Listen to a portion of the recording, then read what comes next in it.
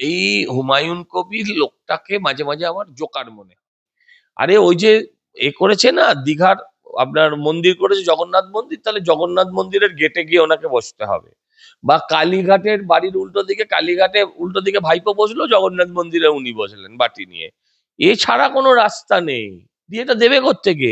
তারপরে এই বছর থেকে আবার 1 এপ্রিল থেকে বেকার ভাতা। হ্যাঁ, আমার ছেলেকে আমি বলেছি তুই নাম লেখা। মাস্টার স্ট্রোক কে সেরিব্রাল স্ট্রোক আমি বলতে পারবো।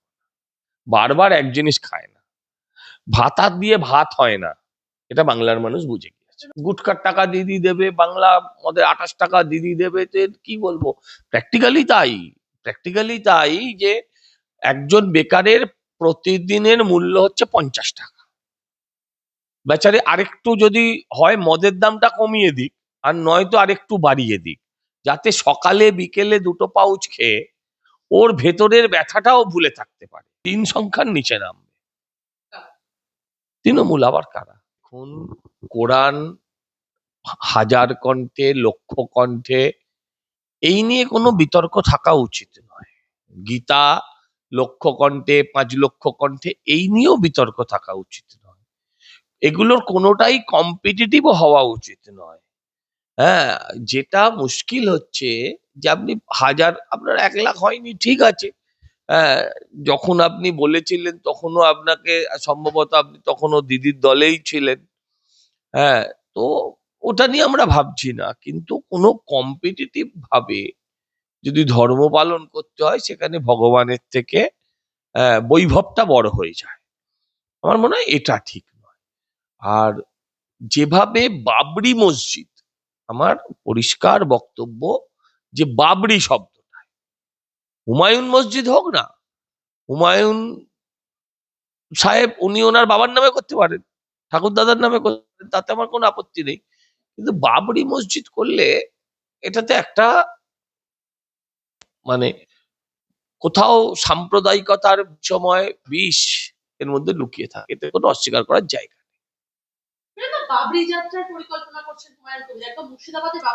কেন? জনতা উন্নয়ন পার্টি যাত্রা করতে পারেন তো, কারণ জানেন ওটা চলবে না। চলবে যেটা, সেটা হচ্ছে বাবরি যাত্রা, সেটা জানেন। মমতা ব্যানার্জি আটকাচ্ছেন না কেন বাবরি মসজিদ?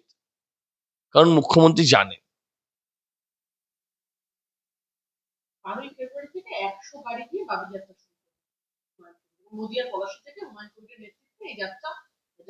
গাড়িতে লোক থাকবে না, শুধু গাড়ি যাবে। জিজ্ঞাসা হচ্ছে গাড়িতে লোক থাকবে। দেখুন, এই হুমায়ুন কবির লোকটাকে মাঝে মাঝে আমার জোকার মনে হয়। কারণ উনি বললেন আমার কোন এর থেকে, আরব থেকে ফরিস্তারা এসে নাকি এসে তারা, তারপর দেখলাম 2-4টে মুখ ঢাকা লোক পরে বেরোলো, সেগুলো মুর্শিদাবাদের ওর পাশের পাড়ার লোক। তারপর বলল আমার এর থেকে চম্বল থেকে না, কোথা থেকে, হায়দ্রাবাদ থেকে ওর সিকিউরিটি গার্ড আসছে। তারপর বেরোলো কি, হায়দ্রাবাদ থেকে তো আসেনি, ডায়মন্ড হারবার থেকে না কোথা থেকে এসছে। হ্যাঁ, এই যে প্রতিদিন, এই যে বললো ওর ব্রিগেড হওয়ার কবে হওয়ার কথা ছিল, ব্রিগেড তো এর মধ্যে হয়ে যাবার কথা ছিল, তো ব্রিগেড কোথায় গেল? ওর কাছে লাখটা কোনো ইস্যুই না, 1 লাখ লোক কোনো ব্যাপার না, সব বলে লাখ লাখ। হ্যাঁ, মানে এই যে ব্যাপারটা হচ্ছে, হ্যাঁ, তো এটা হাস্যকর মজার। 100 গাড়ি যাবে, আপনি আপনার কাজ না থাকলে আপনি দাঁড়িয়ে দাঁড়িয়ে গাড়ি গুনুন। যার লোক থাকবে সে লোক দেখাবে, যার লোক থাকবে না, যার পয়সা থাকবে সে শুধু গাড়ি দেখাবে। এটা এগুলো কোনো কথা না। কোটি কোটি টাকার প্রাপ্য বকেয়া মেটায়নি কেন্দ্র, বঞ্চনার অভিযোগে লোকসভায় স্মরণে অভিষেক বন্দ্যোপাধ্যায়। কোটি কোটি টাকার প্রাপ্য বকেয়া মেটায়নি। শুধু আমি বুঝতে পারি না এরা শুধু এইরকম ভাবে সরব হয় কেন। তথ্য এই নিয়ে তো সরব হতে পারে যে আমি এই টাকার হিসেব দিয়েছিলাম, আমি এত টাকার হিসেব দিয়েছিলাম, আমাদের রাজ্য হিসেব দিয়েছিল, তা সত্ত্বেও টাকা দেওয়া হচ্ছে না। আর প্রথমত সরব হওয়ার কথা তো ওর নয়, সরব হওয়ার কথা ওর পিসিমার। সে পিসিমাই নিয়ে সরব হয় না কেন? এই নিয়ে পিসিমা কোর্টে যায় না কেন? আমার এইগুলো জানতে ইচ্ছে করে যে পিসিমা এই নিয়ে সরাসরি রাজ্য সরকার কোর্টে যায় না কেন? রাজ্য সরকার তো কোর্টে গিয়ে এই প্রশ্নগুলোই তুলতে পারে, খুব ন্যায্য প্রশ্ন, আমার রাজ্যের লোকেরা পায় না। এরা চুরি করে, রাজ্যের সাধারণ মানুষ বঞ্চিত হয়। আর অথচ এরা চুরি করবে না, রাজ্যের মানুষ বঞ্চিত হবে না, এর তো মধ্যবর্তী পথ পন্থা কিছু নেই। মধ্যবর্তী পথ হচ্ছে একমাত্র ভারতীয় জনতা পার্টির সরকার, এছাড়া কোনো এর উপায় নেই। কোটি কোটি টাকা তুমি নেবে, হিসেব দেবে না। আমি আপনাকে বলছি, ধরুন মিড ডে মিল, হ্যাঁ, মিড ডে মিল শিশুদের জন্য কেন্দ্রীয় সরকারের অর্থ সাকুল্যে এটা দেওয়া হয়। সেখানে মিড ডে মিলে আমরা দেখতে পেলাম বকটুইতে যারা মারা গিয়েছে তাদের 25 লক্ষ টাকা দিয়ে দেওয়া হলো। ও হিসেব কোত্থেকে দেবে? এরপরে আর হিসেব কোত্থেকে দেবে? বকটুইয়ের 5 লাখ করে ক্ষতিপূরণ মিড ডে মিলের টাকা থেকে যখন দেওয়া হয়, তখন তার হিসেব তিনি মেলাবেনটা কেমন করে? মেলাতে পারবেন না তো। সেটা বিজেপির ওয়াশিং মেশিনে সবচেয়ে বেশি দুর্নীতিগ্রস্তরা লোকসভায় আক্রমণ অভিষেক বন্দ্যোপাধ্যায়। কি? বিজেপির ওয়াশিং মেশিনে সব থেকে বেশি দুর্নীতিগ্রস্তরা রয়েছে। আর ওদের ধোপার কাছে, ওদের ধোপার কাছে কি আছে? রাজীব ব্যানার্জি কি ছিল? সব্যসাচী দত্ত কি ছিল? মুকুল রায় কি ছিল? ও কোন ধোপা কাঁচা কেচে এদেরকে ওরা একদম শুদ্ধ গঙ্গা জল বানিয়ে নিল? আমি এটা জানতে চাই। আজে বাজে কথা বললে হবে না। ওপর দিকে তাকিয়ে থুতু ফেলবে তো নিজের গায়ে এসে পড়বে। বাবুল সুপ্রিয় কোন ম্যাজিকে সতীলক্ষ্মী হয়ে গেল বলতে হবে তো। এসব বাজে কথা বললে হবে।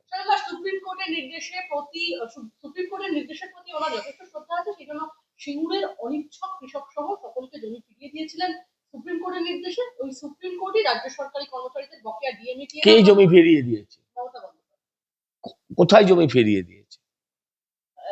এরকম মানে এরকম প্রশ্ন তোলা হচ্ছে তো। না না, কোনো জমি চাষিরা পায়নি, তাদের প্রাপ্য জমি তারা পায়নি।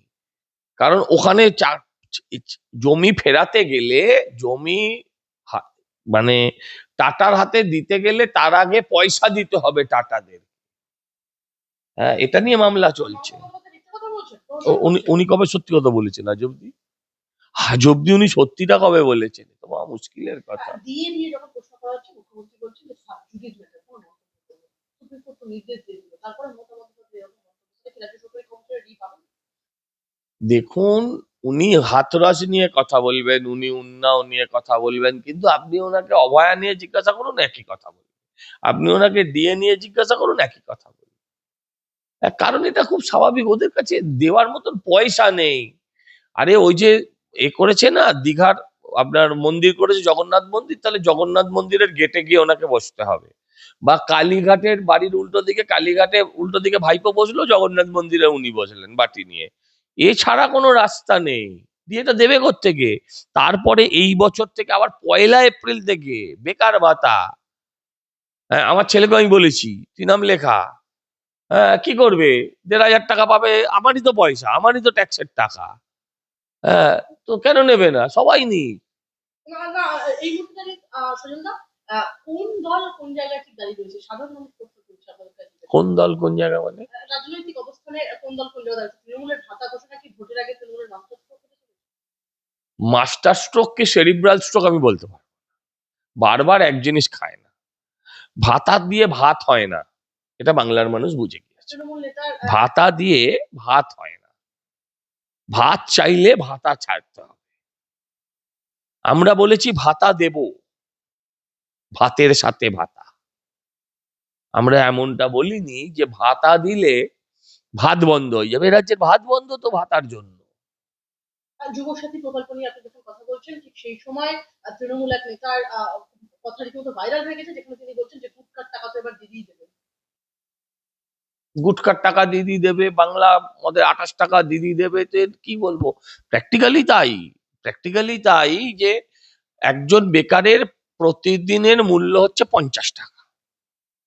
বেচারে আরেকটু যদি হয় মদের দামটা কমিয়ে দিক, আর নয়তো আরেকটু বাড়িয়ে দিক, যাতে সকালে বিকেলে 2টো পাউচ খেয়ে ওর ভেতরের ব্যথাটাও ভুলে থাকতে পারে। এছাড়া আর কোনো রাস্তা নেই। শুভেন্দু অধিকারী বলছেন যে তৃণমূল 100 নিচে নামবে, বিজেপি 100% ঠিক বলছে, একদম ঠিক, একদম ঠিক, একদম ঠিক। 3 সংখ্যার নিচে নামবে তৃণমূল। আবার কারা? অভিষেক বন্দ্যোপাধ্যায় বলেছেন যে এবারে ফাটাফাটি হবে, কিন্তু সত্যি কি তাই হতে চলেছে? ফেটে ফুটে চৌচির হয়ে গেছে ওরা, দেখছেন না? রোজ একবার বঙ্গভবন, একবার সুপ্রিম কোর্ট, একবার কলকাতা, দৌড়েই বেড়াচ্ছে। হ্যাঁ, ফাটাফাটি তো হচ্ছে, দারুণ খেলা হচ্ছে। শেষ এসআইআর মমতা বন্দ্যোপাধ্যায়কে কিন্তু উকিল রূপে মানুষের সামনে নিয়ে এলো আর অভিষেক হ্যাঁ, বন্দ্যোপাধ্যায় করলো। কি বলবেন? না না, সে তো বটেই। উচ্চ বংশ, কবির রক্ত শরীরে বইছে, তো তার বাড়ির ছেলেরা কবি হবে না? তার বাড়ির ছেলেরা কি হবে? হ্যাঁ, এটা নিয়ে কোনো প্রশ্ন নেই। জনসংযোগের সময় বিক্ষোভের মুখে অভিযুক্ত গতকাল আবারও এটা এটা কোনোটাই কোনোটাই নয়, বিক্ষোভের মুখে নয়, এটা সাজানো। এটা তো ইচ্ছা করে তৈরি করা হচ্ছে প্রতিটা ক্ষেত্রে। এটা সর্বত্রই। আপনাদের দলের ফ্ল্যাগ পড়ানো ভবানীপুরে ওখানে নাকি উনি ড্যাং ড্যাং করে জিতবেন বলেছেন। ওনার বড় মেয়ে, এই বড় বোন ছোট বোনের গল্প, অথচ ফ্ল্যাগ পোড়াতে হচ্ছে। এই নিয়ে আর কিছু বলার এই নেই। মুহূর্তে সব থেকে চর্চিত একটা সংবাদ ভবানীপুরে মমতা বন্দ্যোপাধ্যায়ের বিরুদ্ধে কি প্রবন্ধা বিজেপির সম্ভাব্য প্রার্থী অভিজিৎ গঙ্গোপাধ্যায় আমার একটা খবর আছে। আমি জানি না, জানলেও বলতাম না, আমি জানিও না। শেষ একটাই প্রশ্ন করবো, প্রসেনজিৎ চট্টোপাধ্যায় কি বিজেপিতে জয়েন করছেন? সুকান্ত মজুমদার এগুলো এগুলো না, এগুলো খুব মানে বিচ্ছিরি কথা আপনাদের। মানে একটি লোক আমাদের সঙ্গে কথা বললে সে বিজেপি হয়ে যাচ্ছে, তৃণমূলের সঙ্গে কথা বললে তৃণমূল হয়ে যাচ্ছে। এই কথাগুলো বোধহয় রাজনৈতিক ভাবে রং ন্যারেটিভ। তিনি পদ্মশ্রী পেয়েছেন, একজন কেন্দ্রীয় মন্ত্রী তার বাড়িতে দেখা করতে গেছেন। হ্যাঁ, তো সেই মানুষটা কি করবে? তার মানে লোকটা বিজেপি হয়ে গেল? এটা কোনো ঠিক কথা।